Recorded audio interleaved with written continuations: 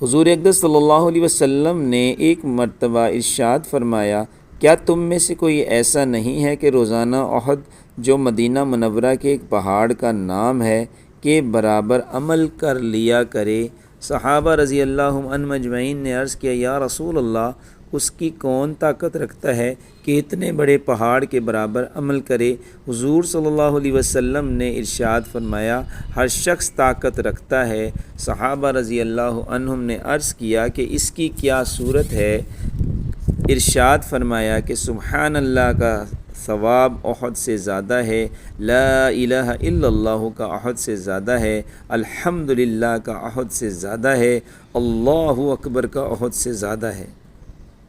بھائی اللہ تعالیٰ سے دعا ہے کہ اللہ تعالیٰ ہمیں بھی ان مبارک کلموں کی زیادہ سے زیادہ جو ہے وہ ذکر کرنے کی اللہ تعالیٰ توفیق عطا فرمائے، اور اللہ تعالیٰ ان باتوں کو دوسروں تک پہنچانے کی بھی توفیق عطا فرمائے۔ آمین، جزاکم اللہ خیرہ۔